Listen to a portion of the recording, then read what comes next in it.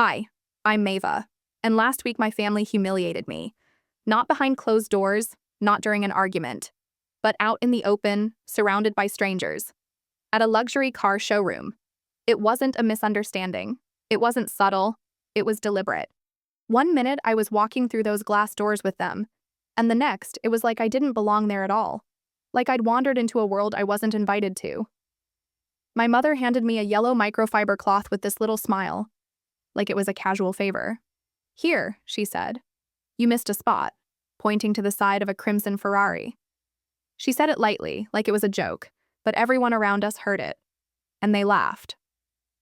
My sister, Talia, didn't even blink. She watched it happen, then turned her back like she hadn't seen a thing. My dad? He just smirked like I should be in on the joke too. Like I should laugh along with them while they shoved me into the background. Again. I wasn't surprised exactly. I've played that role before. The one who stands off to the side. The one who helps, who signs things, who keeps quiet so they can shine. But this time, something was different.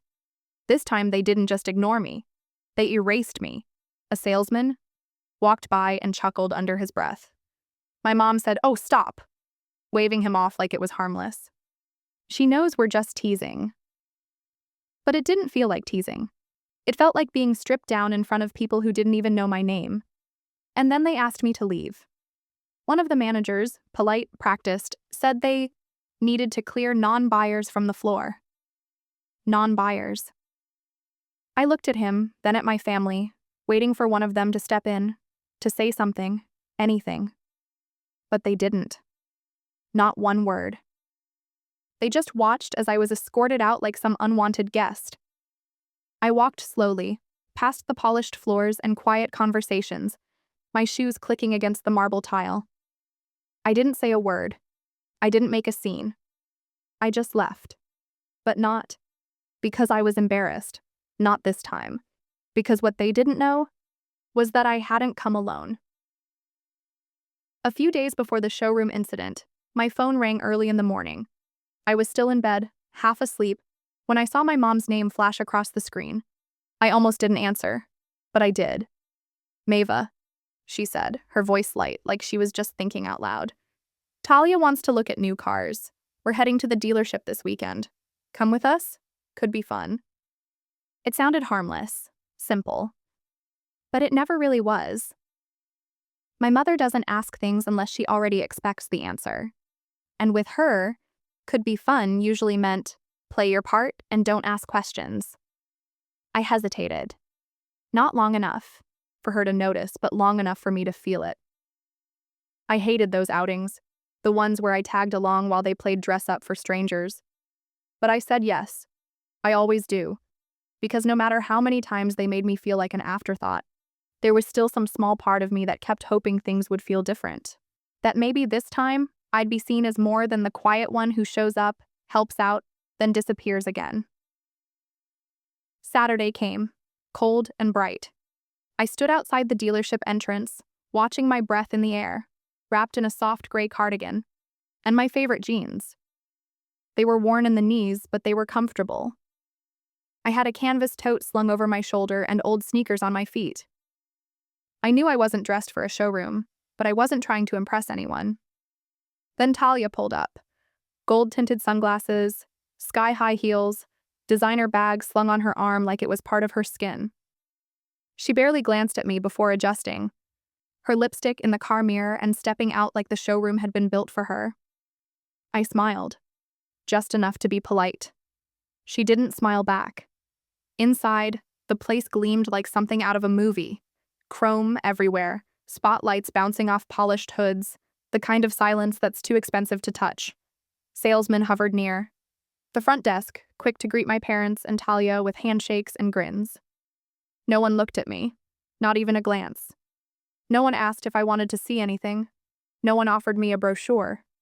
It was like I'd walked in behind them by accident, and no one wanted to be the one to say it.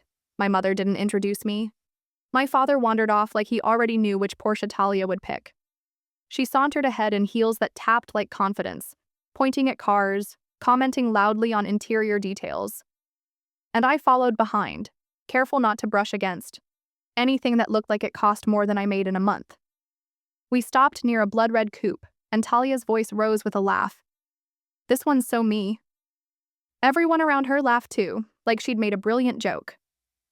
I stood off to the side, beside a quieter model tucked into a corner, a navy blue sedan, sleek but subtle. The kind of car you don't have to explain. I liked that. And then, my dad walked over. He was holding a thin stack of papers, crisp and folded. "Hey, sweetheart," he said casually, like we were just chatting at brunch. "Do me a quick favor?" I looked at the forms in his hand. "What is this?" "Just a formality," he said. "Since you're already here, might as well help us get the financing started." He flipped the top sheet over and pointed. "Your name's already there. Saves time." I blinked. "Why is my name on this?" He shrugged. "You've always been the responsible one." And there it was. The line I'd heard more times than I could count. Always dressed up like a compliment. Always used as a reason to pull me into things without asking. I looked down at the paper again. My full name. Printed, not handwritten. In 3 different places. The dealership's name at the top, blue pen circles around the loan terms. And no one had asked me before today. From across the room, Talia was watching. She didn't say a word. Her lips curled slightly, but not in a smile. I should have said no. I should have pushed the papers back into his hands and walked out. But I didn't. I signed them. Maybe it was habit. Maybe it was exhaustion. Maybe it was the part of me that still wanted to be useful, still thought that helping was how I proved I mattered. When I handed the forms back, no one thanked me. Talia was already halfway across the floor, posing next to another car. My mother was chatting with a couple by the coffee station, and my dad was deep in conversation with a salesman. I just stood there, paperless now, hands empty. Like I'd given something up and no one even noticed. My phone buzzed about 15 minutes later. I was still standing near the back, watching everyone move around the showroom like it was theirs. I thought it might be a reminder or a message from work. Something normal. Something that would ground me. It wasn't. It was a screenshot from our family group chat. At first I didn't understand what I was looking at, but then I saw it. A message clearly not meant for me. The kind that slips through when people forget you're included. Or worse, when they don't care if you see. Let her come. Her face makes us look generous. Below that, 3 laughing emojis. Then, don't worry, she still thinks she matters. I didn't flinch. I didn't cry. I didn't even move at first. I just stared at the screen, reading those words over and over like maybe they'd rearrange themselves into something softer. But they didn't. Across the floor, my mom was admiring the stitching on a tan leather interior. My dad was laughing at something Talia had said. The salesman next to them joined in, though he clearly had no idea what the joke was. I stood there holding my phone like it had betrayed me, like it had been the one to say it out loud. I should have walked up to them, right then and there. I should have demanded to know why, asked them if that's really how they saw me. But I didn't. I just turned off the screen and slipped the phone back into my pocket. Then I stood still and let it all wash over me. The polished cars, the fake laughter, the sharpness of my cardigan sleeves against my arms, the quiet way. People glanced past me like I didn't belong, and that's when Talia walked over. She had a bright yellow microfiber cloth in her hand, the kind they use for wiping down mirrors and chrome finishes. She held it out to me like she was offering a snack. "Oh, hey," she said, all casual. "Since you're already here?" She didn't even finish the sentence. She nodded toward the Ferrari beside me, the one she'd been posing with 10 minutes earlier. "You missed a spot," she added, with this little smirk like she'd made a clever joke. A salesman nearby let out a soft laugh. My dad gave one of those half smiles, like he didn't want to encourage her but didn't mind it either. And my mom? She actually laughed. "Oh, stop," she said, waving one hand like it was nothing. "Don't be dramatic. It's just a joke." But it didn't feel like a joke. It felt like I was being put in my place. In front of strangers, like I was the help, like I was less.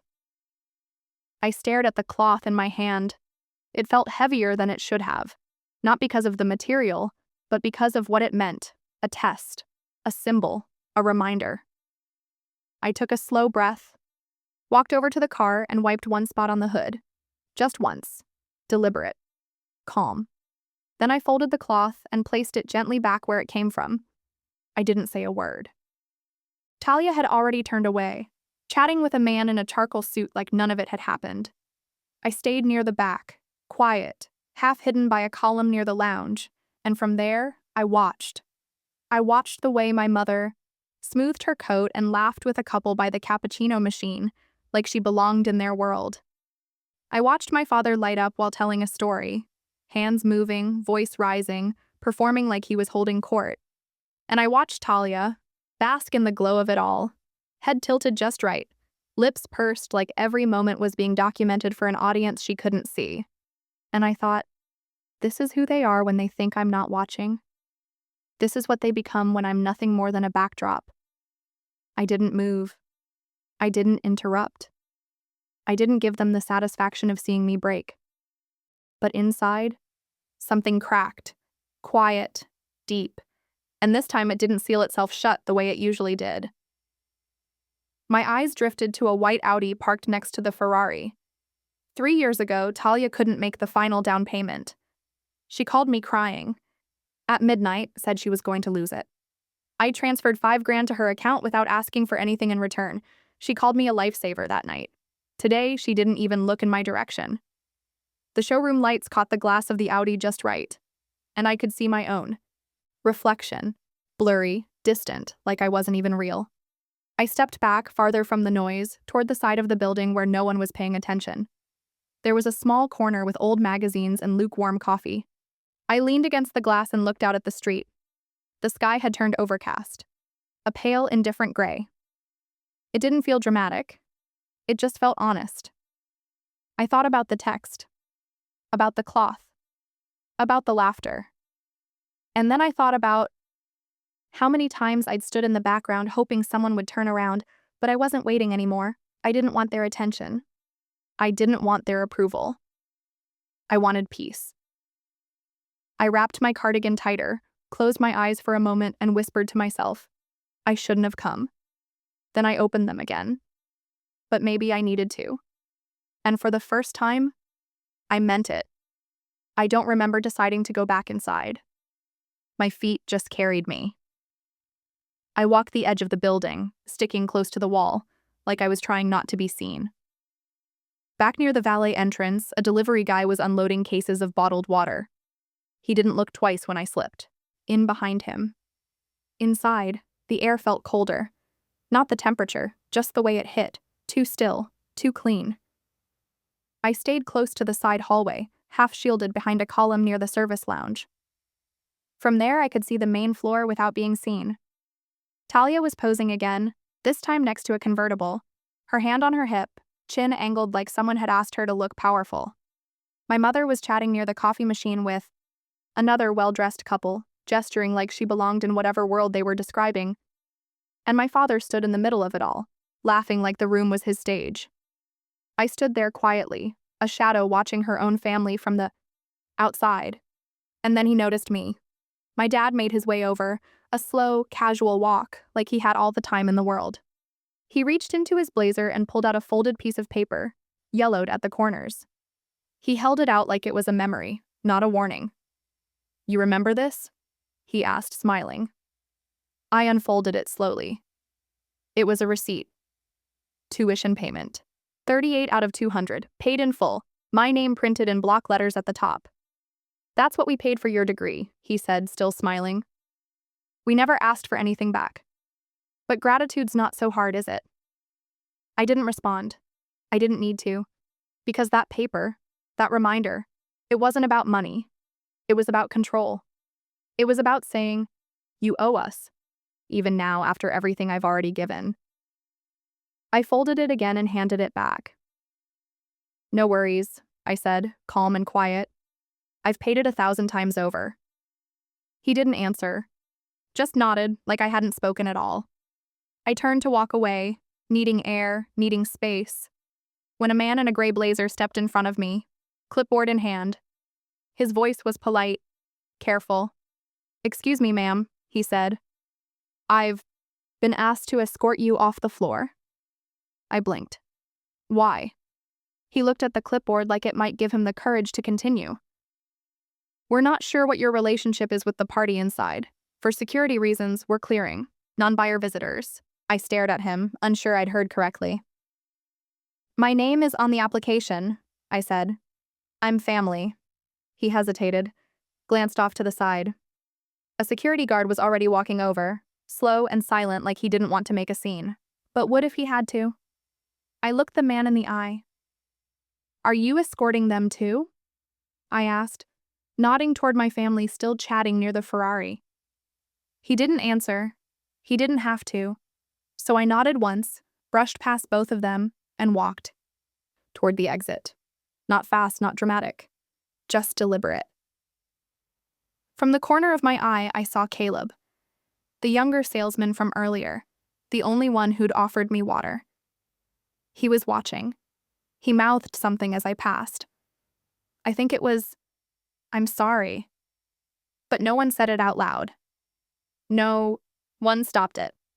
Outside, the sun had shifted, casting long shadows across the pavement. I stood by the valet railing, hands resting on the cool metal bar. I didn't cry. I didn't even blink. I just let the silence stretch. They wanted to erase me. From the room, from the deal, from the story, and they almost did. But the thing about being erased is sometimes it just makes space for something louder. I didn't move. I didn't fidget. I leaned against a concrete post, let the sun fall on my shoulders, and watched the glass doors like they might open for something better. Inside, they were still laughing, still playing their parts. Then the glass door opened again. Not for me. For someone else. A man in a pressed navy suit stepped out holding a clipboard like a verdict. He wasn't Caleb. There was no warmth in his voice. "Ms. Wren?" he asked. Formal, flat. I turned to face him. "Yes?" He held the clipboard between us. "There's been a change in the financing documents. Your parents requested an update. Talia will be the sole applicant moving forward." I frowned. "I signed those forms this morning." He nodded, expression neutral. "That version was replaced." "Replaced," I repeated. He gave a thin smile that didn't reach his eyes. "It's a standard adjustment. Internal request." Followed him back inside, through the same hallway I'd walked earlier. Past the espresso bar, past the posters advertising luxury, past the spot where I'd signed everything. We stopped at a quiet desk in the corner of the lounge. He laid out the new forms. Talia's name was printed at the top, clean, centered, no trace of mine. I flipped through the pages. All the signature lines were blank, except hers. "She'll be handling financing solo," he said. "It's actually more efficient this way." I didn't answer. I just set the papers down, slowly, like they might shatter. As I stood, I heard my mother's voice again, floating from the other side of the room. "You always said you didn't care about credit, so this shouldn't bother you, right?" She didn't stop walking, didn't even look at me. It wasn't just exclusion anymore. It was deletion. They didn't want me out of the way. They wanted me invisible, and for a long time, I let them. But not anymore. I stood up, hands steady, and walked out again. This time with nothing in my hands but something solid under my feet. This wasn't about being cut out of paperwork. It was about seeing the pattern for what it was, and finally choosing not to participate in it. I didn't go far. Just around the corner back to the concrete planter near the valet loop. The stone was cold against the backs of my legs, but I didn't mind. It gave me something to feel, something real. I sat there quietly, hands folded in my lap, watching the showroom from a distance. Inside, they were still laughing, still sipping tiny cups of espresso, still clinking their water bottles like they'd sealed some victory I'd never been invited to witness. From this angle, I could see them clearly through the tall glass windows. My mother glowing beside Talia, my father mid-gesture, probably telling a story that made him sound more generous than he'd ever been. None of them looked for me. And I didn't expect them to. The air was starting to shift, golden and slow, the way it does when the sun begins slipping behind buildings. I leaned back slightly, letting the light hit my face, not thinking, not planning, just being still. Then I heard it. A sound so smooth it didn't growl. It glided. The kind of sound that didn't need to prove anything. A low, velvety hum, approached from the street, and I knew it instantly. The Rolls-Royce Phantom, deep midnight blue, curved lines catching the last of the sunlight like they'd been painted with silk. It turned into the lot with the kind of grace that didn't ask permission. Heads turned. Even from a distance, I could see the valet straighten up, suddenly alert. The car came to a slow stop right in front of the main entrance. The driver's side door opened, and Alexander stepped out. Tailored suit, unhurried steps, expression unreadable but calm. He didn't look rushed, didn't scan for anyone, didn't even glance at the building. He moved like a man who didn't owe anyone an explanation. He walked around the front of the car, buttoning his jacket with one clean motion. I stood, brushing off my jeans, but I didn't fix my hair or adjust my sweater. I didn't need to. I was already enough. When he reached the passenger side, he opened the door with the same quiet care he did everything. He looked at me. "Ready?" he asked. That was all. I stepped forward, steady, and slid into the passenger seat without looking back. Not because I was avoiding them, but because I didn't need to see their reaction to know exactly what it was. But I saw it anyway. Through the tinted windows behind the thick showroom glass, they had all gone still. Talia's hand was pressed to the window, her mouth slightly open like a child seeing something they don't understand. My mother leaned in, squinting as if that would help make sense of what she was witnessing. My father was already on the phone, pacing in tight circles. No one came outside. No one followed. Alexander closed the door gently, then rounded the car and got behind the wheel. He didn't speak. He didn't have to. He drove slowly, unbothered, as if we had all the time in the world. As we pulled away from the showroom, I caught a glimpse of Caleb near the edge of the lot. He gave me a quiet nod. Just that. No smile. No pity. Just a small, respectful recognition of what had just happened. I leaned back into the seat, letting the soft leather cradle my spine. The silence between Alexander and me was clean, warm, not tense, not heavy, just full of things that didn't need to be said. We didn't look back. We didn't need to. They had watched me walk away before, quietly, head down, invisible. But this time, they watched me leave. And they knew they couldn't follow. By the next morning, I already knew Talia wouldn't let it go. She never could. I didn't check my phone right away. I made coffee, fed the dog, sat by the kitchen window while the light shifted across the counter. It was quiet, still. But when I finally opened Instagram, there it was. The kind of post that pretends to be subtle but wants everyone to look. A filtered photo of her, alone next to the red convertible. Glossy lips, chin slightly lifted. The caption read, "Hard work pays off, even when others try to ride your name and someone else's wallet." I scrolled once. Then came the stories. A few slides, half cryptic, full of implication. Some people twist facts to make themselves look better. When you've worked hard your whole life, you don't let drama ruin your moment. No names. She wouldn't say mine. That would be giving me too much credit. But the comments didn't need context. "You've always been the classy one, girl. Some people are just allergic to not being the center." She didn't just lie, she made herself the hero of my silence, and I didn't reply. Not then. Instead, I opened a folder I had started long before that showroom visit. Not because I expected to need it, but because I'd lived long enough to know people rewrite history when they're the ones holding the pen. I gathered everything. Screenshots from the family group chat. The form with my name printed, not scribbled, not added later, printed, on the dealership paperwork. Text messages from my mother and Talia asking me to sign, just to help out, it's no big deal. And then the audio recording. I hadn't even realized my phone had picked it up. 10 minutes before they asked me to leave, I had slipped it back into my pocket with the voice memo app still running. It wasn't intentional. but it caught everything. Talia laughing softly near the lounge. She thinks she's involved. She's just here to make us look generous. Trust me, she's too used to being invisible to fight back. The laugh that followed wasn't mine. A few hours later, my phone rang. Unknown number. I almost declined, but something told me not to. Ms. Wren? A man asked. Yes. This is Jonathan Kim, one of the co-owners at Beach and Crest Auto Group. I was hoping we could speak privately. Just you and me. There's been some confusion about your recent visit. Confusion, I said. Is that what we're calling it? He gave a quiet, almost nervous chuckle. Fair. He asked if I could come in that afternoon. I said I'd be there in an hour. The meeting wasn't on the showroom floor this time. It was tucked behind a private lounge. No sales posters, no espresso machines, just 2 chairs and a glass table with a pitcher of water no one touched. Jonathan stood when I walked in. His tie was loosened slightly, sleeves rolled up like he'd been in meetings all day. He looked tired. I didn't sit right away. I placed the folder on the table and opened it.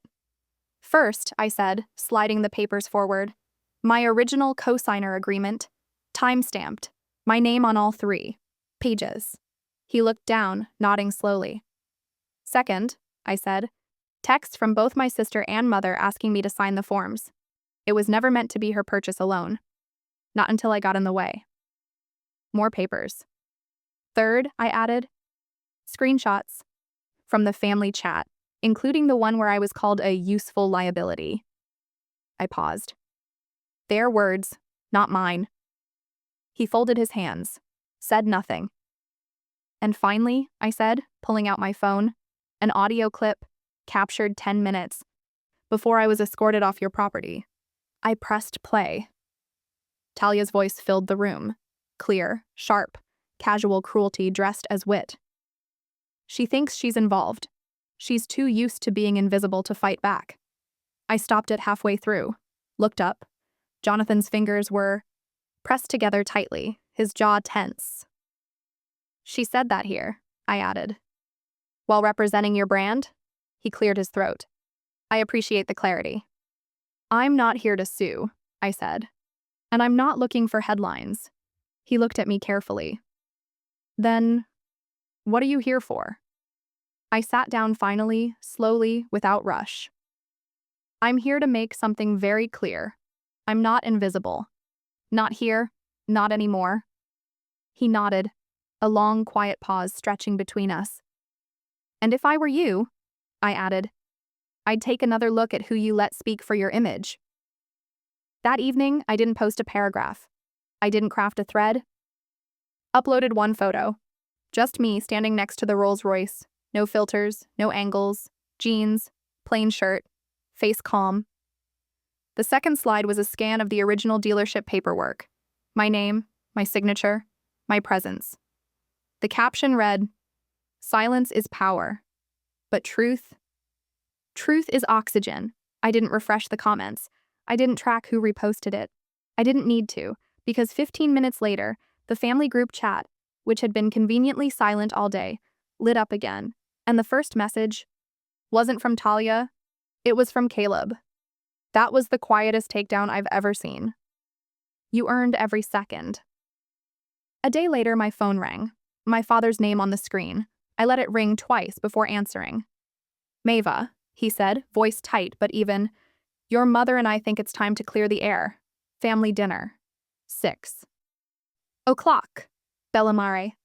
It wasn't an invitation. It was an announcement. Like always. I could have said no. Should have, maybe. But something in me was curious. Not for closure, but for the shift. The kind of stillness that comes not from being quiet, but from finally being done. So I went. And this time, I didn't show up in jeans. I wore a cobalt blue dress that had been sitting untouched in my closet for months. Nothing flashy. No statement. Pieces, just fitted, simple, and steady. Like I'd finally stepped into the shape of who I was. When I walked into the restaurant, heads turned. Not because I was loud, not because I was trying to make a scene, but because, for once, I didn't shrink. Talia was already seated, of course, center of the table, laughing too loud, swirling her wine like it meant something. My parents sat across from her, stiff smiles stretched thin across their faces. Pulled out a chair. The conversation dipped, then stumbled back into hollow small talk. How's your week been? Busy. How's Alexander? He's good, traveling less now.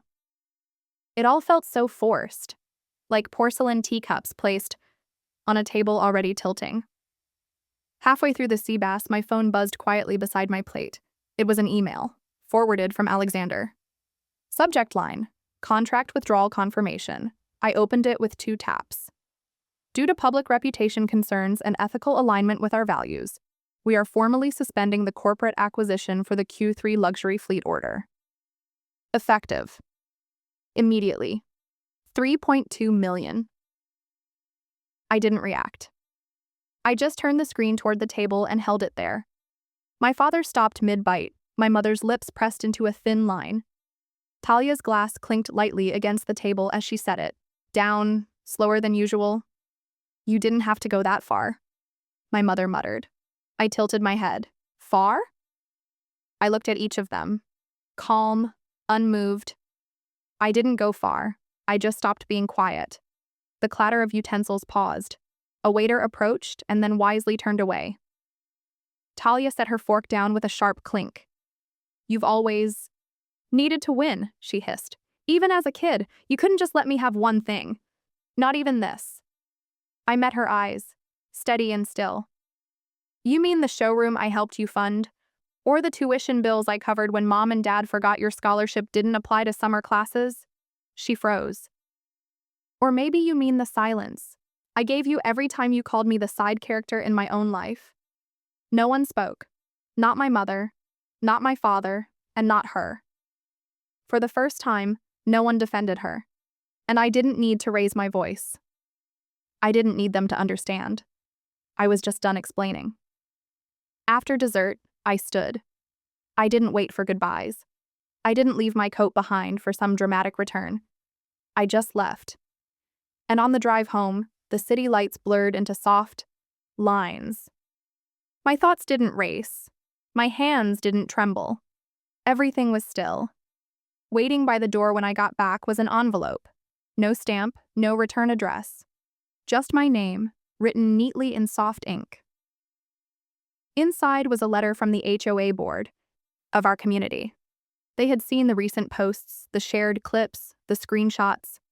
The final paragraph read, "Given the misalignment with our community values and integrity standards, we're removing Talia Wren from all sponsored public events and marketing placements. If you are open to partnership opportunities, we would welcome your presence in future initiatives. No guilt, no strings, just acknowledgement." Later that night, I stood in my bedroom. The silver bracelet Alexander gave me sat on the dresser where I had placed it earlier. I picked it up, ran my thumb along the inside. You don't have to prove your worth. I whispered it again. Not because I needed to believe it anymore, but because it was true. Then I placed it inside a small wooden box and closed the lid gently. Not out of anger, out of completion. That version of me? She's resting. Now. The next morning came soft and quiet. Golden light spilled across the kitchen tiles, warmed the edge of my mug, caught the corners of the garden I planted last spring. The lavender was blooming again, bold and out of season. I smiled. Alexander sat at the table reading the paper, glasses low on his nose. There was no article about Talia, no scandal, no front-page fallout, just market updates and a weather report. Peace disguised in print.